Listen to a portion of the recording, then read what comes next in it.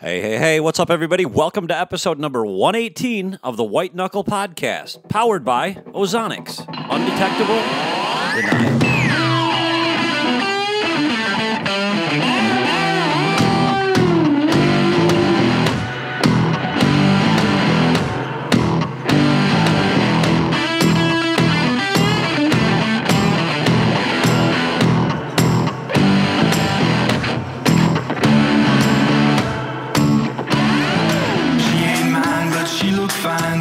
Hey, what's up, everybody? Welcome back to the White Knuckle Podcast. Tonight, I have a whole gaggle of folks with me. I've got over in Indiana, Zach.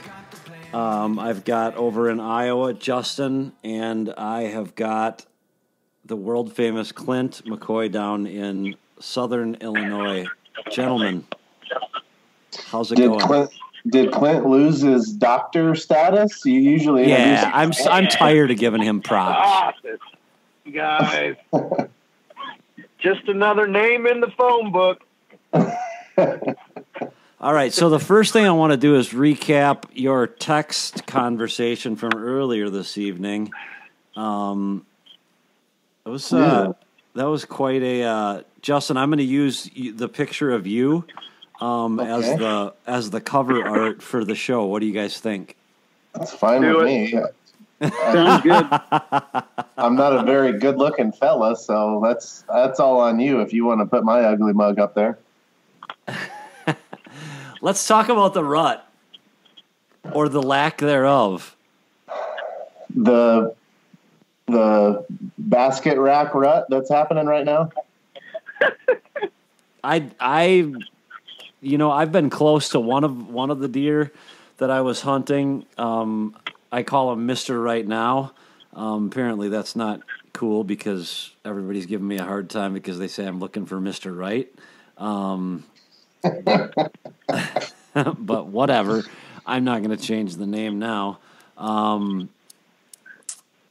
It's been horrible here in Wisconsin, but Zach, what's it been like for you? I mean, has it been a normal rut? Has it been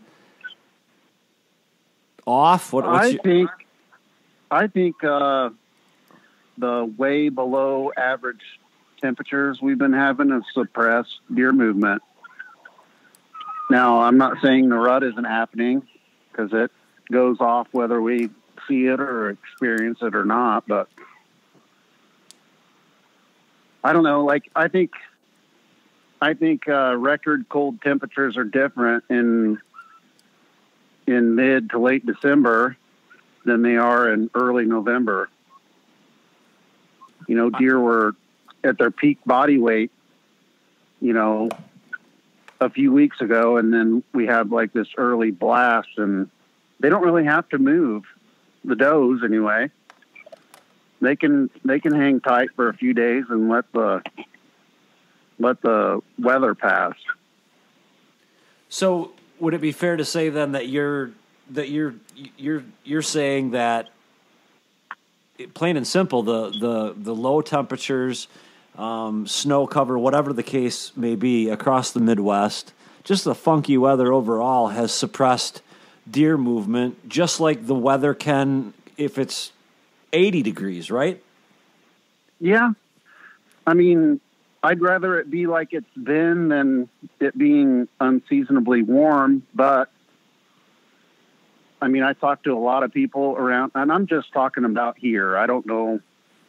I know it's been pretty cold everywhere, but I think just generally speaking, the deer movement for the dates, that we've had the last week or so have been, the movement's been slower than it should be, I guess. I would agree. I have never experienced, 3, 4, 5 sits in a row without seeing. I'm not gonna say a deer, but because you're always gonna see buck fawns running around because they just don't know what to do with themselves. But it's just been straight up odd, and I've been in some good spots. Justin, what about what's your experience been, Justin? There's still a lot of does holding fawns here, which I think is odd for what's supposed to be, peak rut or ramping up to be peak rut time. Obviously,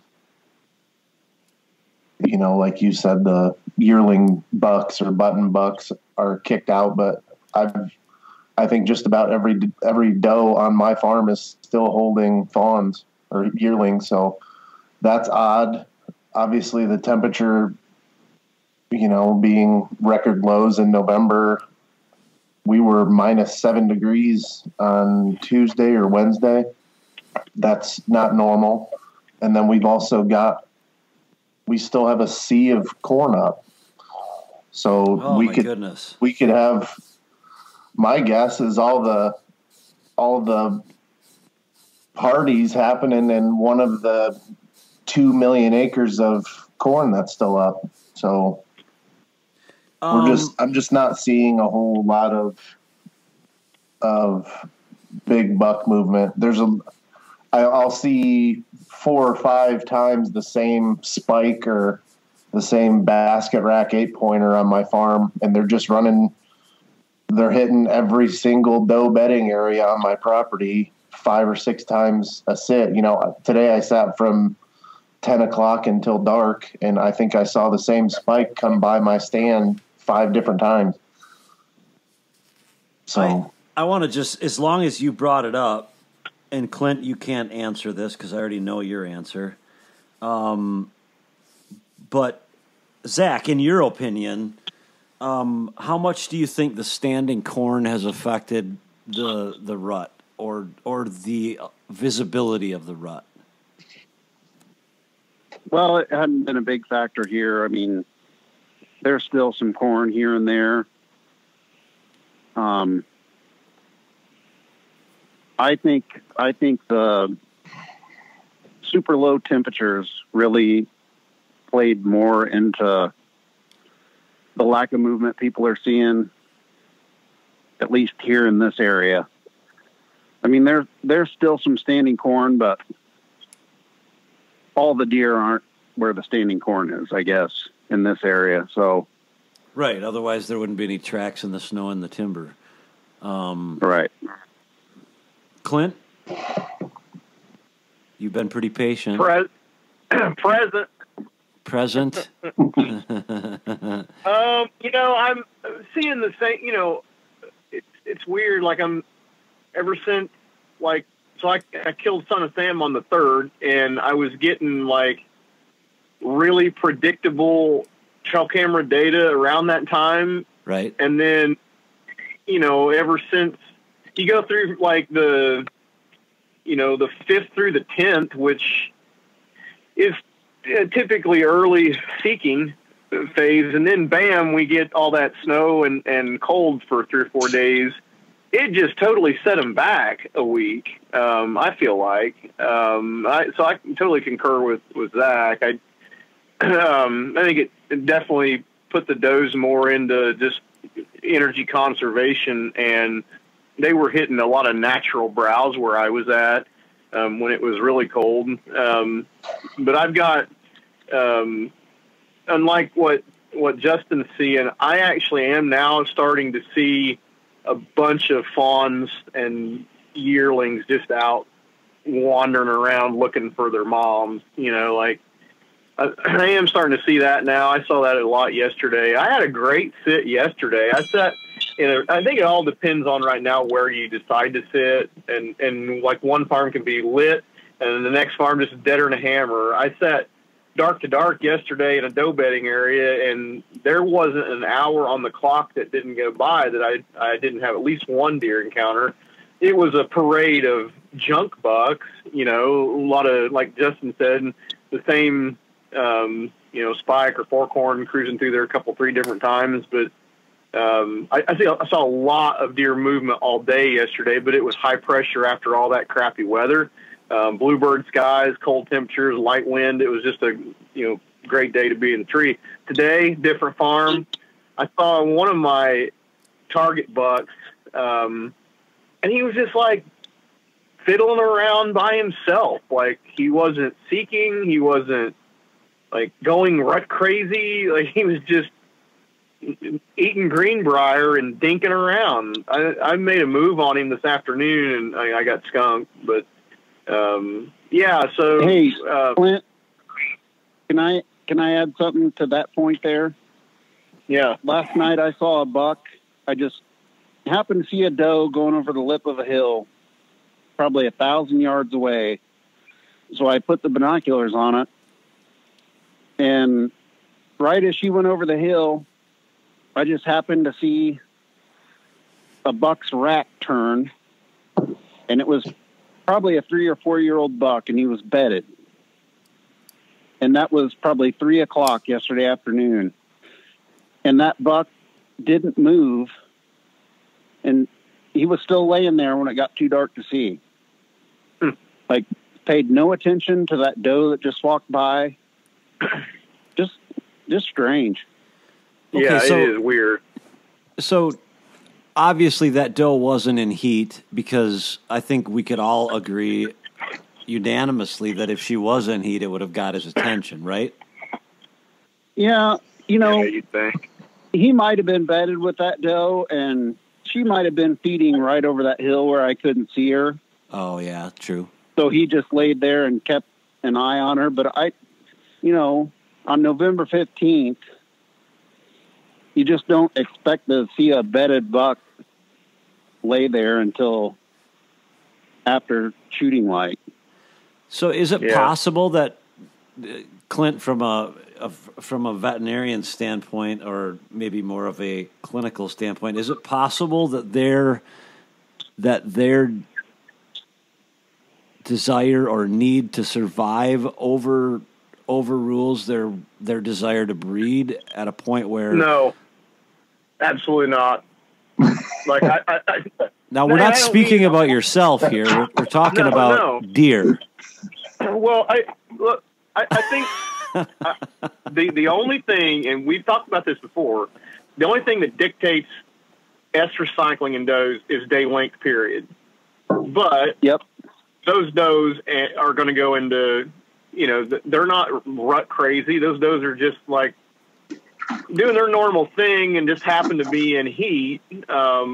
But at the same time, it's going to, the crappy weather and standing corn and stuff like that's all going to influence our visibility. But when it comes to changing biological clocks, I still think we're right now. I think today, 15th, 16th, 17th, I think in my neck of the country, it's still, regardless of what we're seeing, it's still what I would consider the crescendo of the rut, probably right at the top tier. Everybody's calling it lockdown anymore. But as far as survivability goes, like I think does go into it, but I think bucks will kill themselves trying to get to them. I would agree. Okay. Justin, do you agree? Well, I kind of have to now, don't I?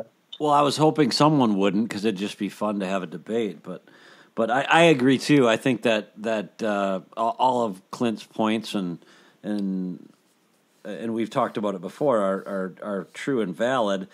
Just from having enough conversation with Bronson Strickland about the rut, Bronson's from MSU's Deer Lab. It's going to happen regardless. It might happen in the dark or behind closed doors or whatever, and we may not be privy to it, but it's happening. It's hard to wrap your head around how to make a play, whether you should even make a play, and obviously you should, because you're not going to kill him on the couch, and we all know that. But I'm just at a loss. I'm interested to hear what you guys say. I've been checking trail cameras going into stands, etc., and I would say the majority of my shooters stopped showing up on trail camera with as much regularity as they had somewhere around the 7th and 8th. Would you guys all agree with that? 7th, 8th, 9th, 6th, 7th, 8th, 9th, 10th, something like that? I am stuck. So my trail cam stuff heated up more at midday, from 9 until 2, then prior to that, it was still a lot of nocturnal stuff or, early dusk or early dawn and late dusk movement. But I'm still not, I hunted midday today and I couldn't put eyes on anything that was a mature buck. I'm seeing the same thing on my end, Justin. Like, but I'm also seeing kind of what you were saying too, Jason. Like, one buck in particular that is, or a couple actually that we know of that have been really regular, just went dark right around the, I don't know, 4th or 5th, and haven't seen hide nor hair of him since. He'll be back, but he's out bouncing in between, doe bedding areas and stuff like that probably. And, but I'm starting to get less crepuscular and nighttime activity and a little more midday stuff, on mine for sure. Do you think, Justin, just with respect to you and I, we've had some way funkier weather than what the two guys that are on here that are a little bit farther to the south, they haven't had to deal with 8 or 9 snowfalls or 5 or 6 or whatever it is, Right. and sub-zero temperatures, not sub-freezing, but sub-zero temperatures in some cases, wind chills, much lower than that. I'm curious to see what this next week. Let me ask you guys this: what do you think happens next week when we get average temps back up into the high 30s, low 40s? Zach? Well, rifle season started here today, so that puts a whole new slant on things. But we broke a 80-year-old low the other day, so I think it's all relative. You guys are farther north, Sure, but we've had extreme cold and some snowfall, so I don't know. I guess maybe I'm just in a funk because rifle season started today, but we've got 3 weeks of gun season coming up over the next 4 weeks. Oh my goodness. Yeah, we got 2 weeks, 2 full weeks or 3 weekends, and then a 5-day break, and then I believe 2 weeks of muzzleloader season. So Cool. A lot of gun hunting here in Indiana. But I think honestly, I'm not a big rut hunter. Like, this is the toughest time of the year for me. Like, from about let's say right now, the 15th, 16th until Thanksgiving, I think that's the toughest time to kill a buck that you're after here. I'm hunting very marginal habitat, and the deer, that I was getting pictures of 7-10 days ago, he might be 6-7 miles from there now. So I don't know. That probably doesn't help anybody else out, but if you hunt super marginal habitat like I do, this is a very tough time. Right. One I dread every year. Oh, I don't dread it. I love it. Jason, I'm looking up right now. Brownfield Ag News says that 64% of the state of Iowa's corn crop has been harvested, but in northeast Iowa, less than 50% has been harvested. So Yeah, I'm like, if we get decent temperatures and things start to dry out, and everybody in my little section of Iowa starts cutting corn, I mean, we're going to start seeing deer all over the place. And I don't think, like you guys were saying before, it's happening. It's just not visible. And I'm on where my farm sits. We are right on the edge of the driftless area. So I'm right on the edge of a transition from hill country out to prairie. So I'm also kind of hunting that marginal habitat that Zach's talking about. So I almost need that corn to come out. So that's going to push them into my timber because that's the only available cover left. Yeah. So if I've got a sea of corn up, there's still deer in my woods, yes, but I need that percentage to go way up. So I'm going to be able to have those deer get pushed into my timber. Otherwise, it's a needle in a haystack. Yeah. Yeah, I think another thing that you need to think about, other than the temperatures affecting our deer movement, but when we're talking about it, which is we're going to get 5 to 7 days of field working days for farmers around locally. And, one farm I hunt in particular has just got standing corn literally everywhere. The timber block that I'm trying to get to it's a bear trying to get through standing corn that's half down for half a mile or 3/4 of a mile. It's just a mess. And so they actually started shelling that yesterday. And instead of going in right at daybreak tomorrow, I'm going to park up on a hillside and glass and see if I can lay eyes on somebody tomorrow and just make a play, especially one of the 2 target bucks I'm in there after. You got to think about it. Those, metabolically speaking, those deer have just gone through. We've had record cold down here too. I mean, we had -3 wind chill per day, 7-degree wind chill per day. It was tough on them. So metabolically, those does can stand some, they can stand some shelled corn too. And I feel like if I can see some doe activity around that fresh shelled cornfield, I may go make a play on them tomorrow afternoon, do a hanging hunt. So I'm not quite sure exactly yet, but instead of going in at daybreak tomorrow, I'm going to lay back and do some glass, and I think just try and figure out what's going on that place.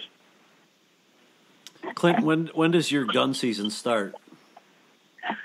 We have a broken gun season here in Illinois, so we have Friday, Saturday, Sunday of next week is shotgun muzzleloader, and then we go for like another 10-day period. Then we have a Thursday, Friday, Saturday, Sunday, and then that's it. Okay. So opening day is next Friday, and I'm looking forward to it. Yeah, opening day here's next Saturday. I don't dread it. I look at it as a chance for me to get even on the bastards that have been kicking my tail with archery tackle for the last month and a half. It's part of it. Oh, so you're thinking that if you can lay eyes on one, he's gonna still be predictable enough, or in and around that area that you see him in later in the day. You're not concerned that he's going to be one county over with a hot doe? No, not necessarily. So we hunted 2 days ago. We hunted over a fresh shelled cornfield from observed movement in the morning, and we had an encounter with one of our hit list bucks from a long distance. We saw him both morning and evening. We just read it wrong. But I feel like it's a good play. If you're getting a gaggle of does that are out there morning and evening to feed, and surely they could drag something big out there. Mm-hmm. Zach, what's your tactic going into the next week? Well, I'm going to be putting tile in next week, so I don't know. I've got a spot.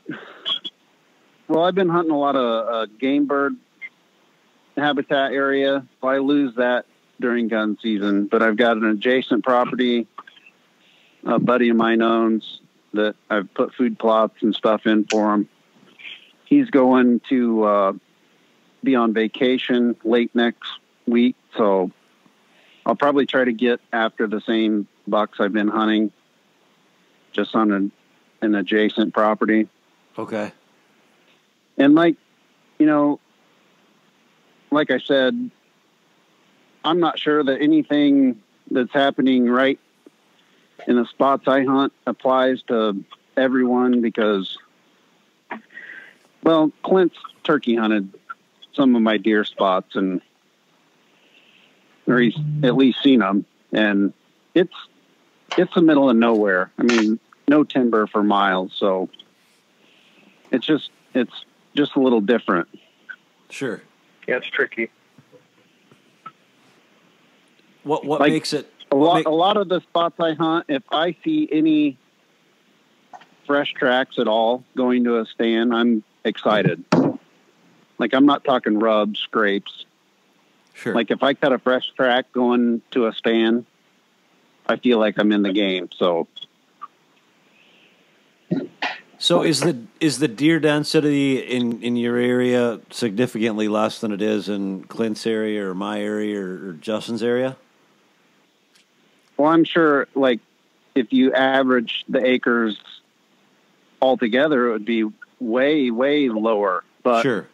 I'm hunting 2, 3, 4, and 5 miles from traditional deer habitat a lot of the time. So, right. Your carrying capacity is much lower is what you're saying. Yeah. Yeah. For just the deer's willingness or need to be out there. But that can be a good thing because, like, around here, with less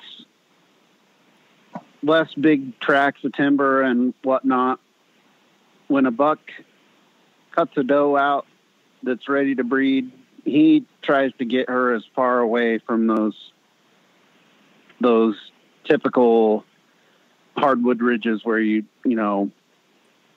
where you feel good about sitting, I guess. Right. Gotcha. I think that's why a lot of guys, well, like you're saying, a lot of your shooters haven't been very regular since the 8th or 9th or whatever. Yep.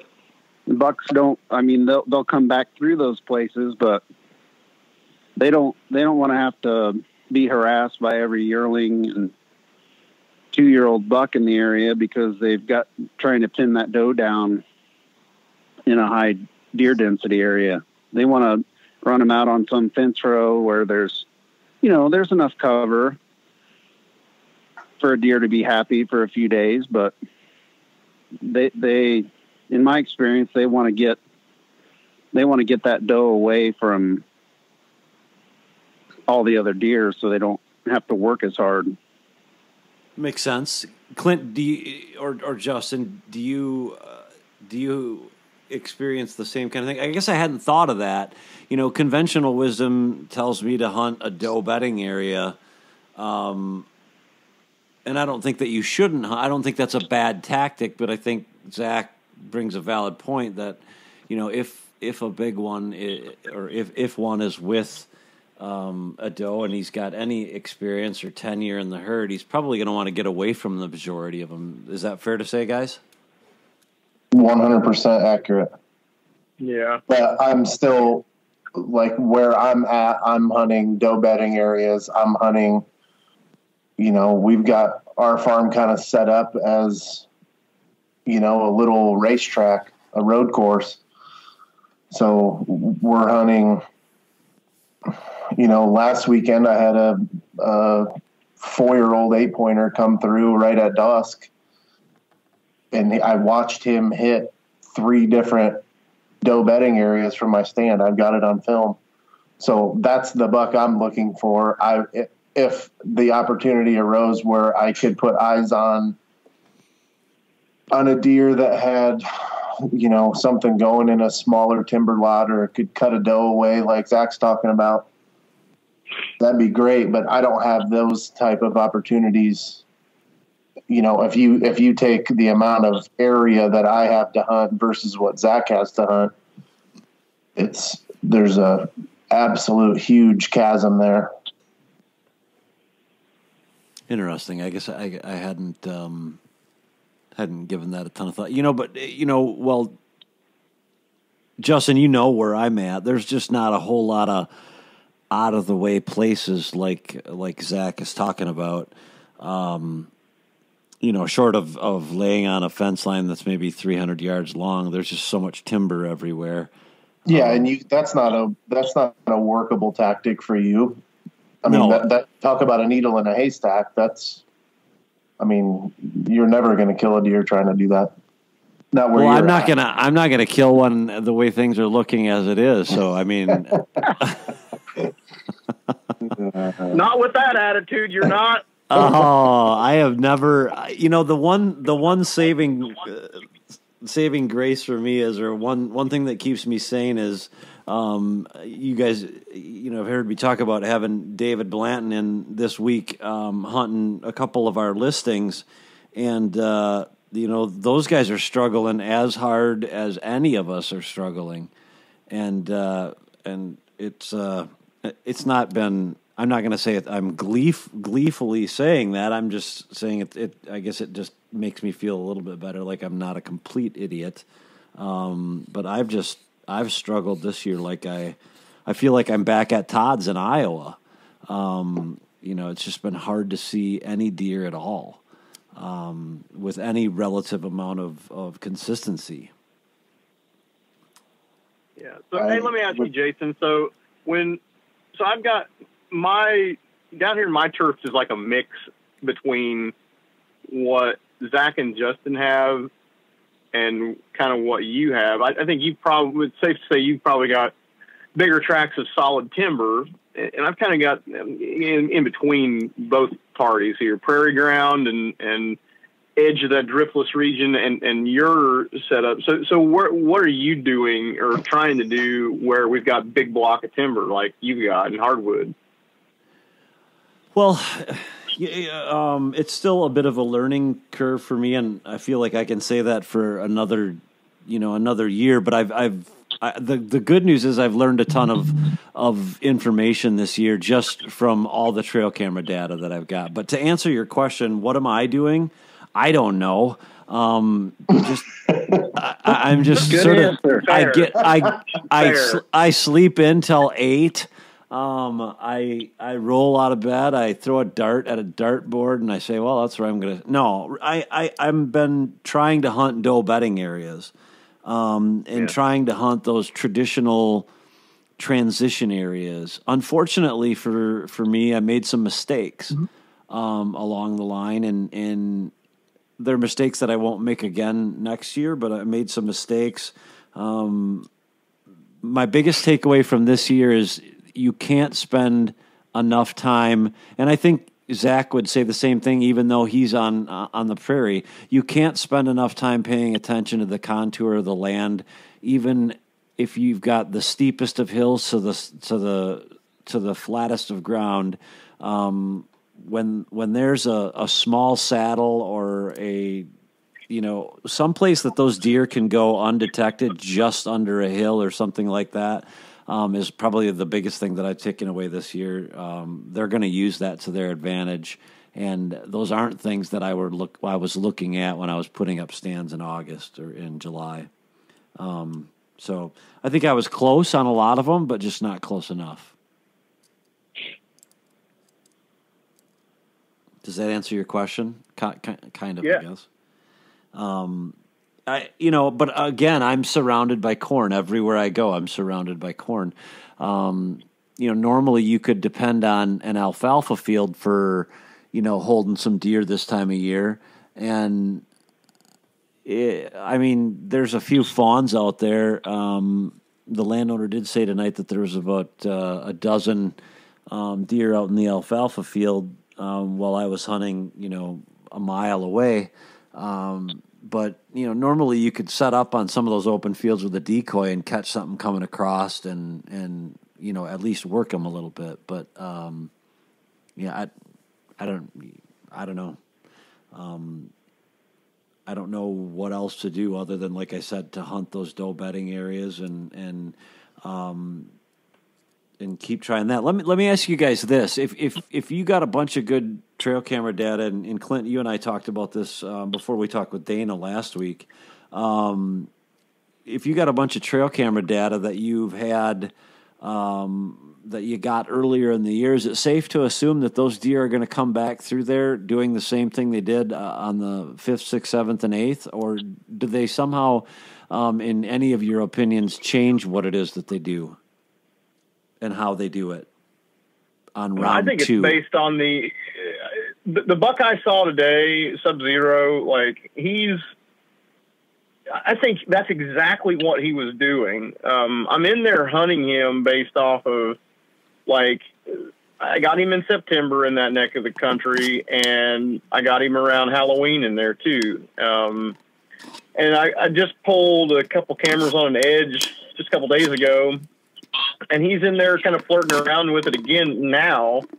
But I think that's exactly what that buck was doing, was just killing through there. He wasn't chasing does. He wasn't rut crazy.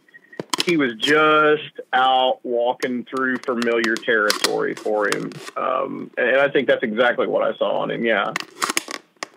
Interesting. Any of your deer that you had, say, up until mid-October just straight up disappear, Zach? That happens every year to me. So that's no big surprise. And my trail camera game is not the strongest. I'm trying to cover too much ground with too few cameras. My cameras tell me what deer could be somewhere, or what deer are alive, basically. As far as trying to peg one down to a pattern, the only thing I can tell you is, like, summer pictures don't mean anything to me except that a deer is alive. Proof of life, right? Too many times, a deer I was getting pictures of until about the 8th or 9th of October. He got shot two days ago, almost 7 miles from there. So,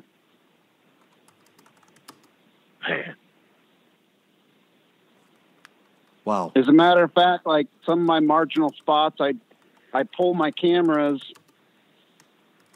when it comes to be this time of year, just for the fact that, if you put one camera in a 2 square mile area and you're going off that data to plan your hunt, you're probably going to be disappointed and very unconfident about sitting there, because the chances of that deer, like, walking by that camera with any sort of regularity are slim to none.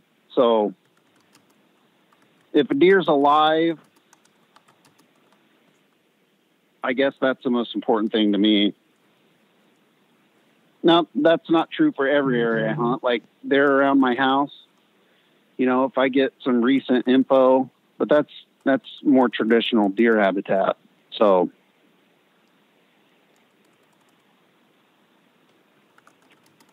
makes sense. I can't remember what the hell I was going to ask.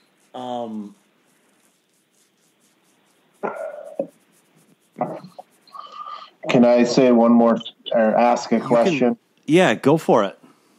So one of the things I've noticed this year, not to keep harping on the corn thing, but it's just an observation for me. Normally all of our, like, the first week in November, I'd say 90% of our crops are out.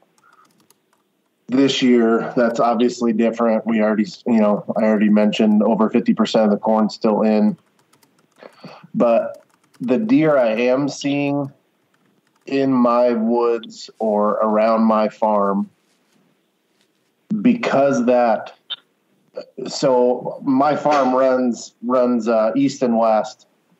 And then basically I've got a 400-yard buffer north and south of those fence lines that's still got crops in it. So the deer I'm seeing in my woods are like the most relaxed animals I've ever seen this time of the year, in terms of, like today it was a 15 to 20 mile an hour wind. Normally they're real sketchy, and you can tell they're a little cagey because of the wind, but because that corn buffer is still there and they've got a 200 acre or 200 yard piece of cover that they're inside of, it seems to me, at least this year versus the last, 20 years I've been bow hunting or whatever, it seems they're a lot more relaxed in the timber. And the only thing I can attribute it to is because of all that cover that's still up. Yeah, I'm gonna agree with that. Go ahead. Yeah, they're just a few bounds from complete safety. Right. Yeah. I'm gonna agree with that. I've got a big block of timber that I've been hunting Dobie Mick in. It's got this thumb that sticks out to the north, and all along this thumb, I would always get photos of him on either side of it. And it's traditionally like super reliable in there to get data on him, and like make a play to try and hunt him in it. And this thumb is a hedgerow that's about maybe 100 yards wide, give or take. But it's got surrounding standing corn all over it, right? It's just like a thumb of timber that sticks out into a giant standing cornfield off a big block of timber. And I agree exactly with what you're saying, Justin. Some of the deer that I've seen in there, you could be doing backflips on the stand and they could care less. Like, they're so laid back in there because they know they've got enough security cover on both sides. All they got to do is jump 50 yards one side or the other and they're out. Like, yeah. I haven't seen the, like, I have a hard time putting it into words. A lot of times I was getting mature buck travel along the edges of that thumb. That's when the corn is out. Now I can't decide whether they're even traveling, mature bucks even traveling that thing at all. It's super strange. And I know the corn has a factor, but I'm not really sure how to quantify that. It's because we've never dealt with this before, ever. I mean, not in this scale. Yeah. Yeah. Agreed. Well, there you have it. The words of wisdom from the White Knuckle team. At least that's how we're seeing the rut. It's been a tough year, and if you would, I'd love to hear your comments on it and get your take on how the corn's affecting your rut hunt, and in your opinion at least, and how the weather's played a role in that rut hunt as well. So if you would leave a comment wherever it is that you consume your content, whether it's on YouTube or Stitcher Radio or Google Play or Apple Music, or right on Facebook, whatever the case, just let us know how your rut hunt's going. So with that, we'll end the show for the day. We would like to thank our sponsor, our partner in this endeavor, Ozonics. Without them, we couldn't bring this show to you, and we would just encourage anybody who's interested in an Ozonics unit to go to www.ozonicshunting.com and take a look at what they've got going. 3 units now. They've got specials on there all the time. Get yourself signed up on their email list. If you don't know how to do that, get in touch with me. That's all for this week. Jason out.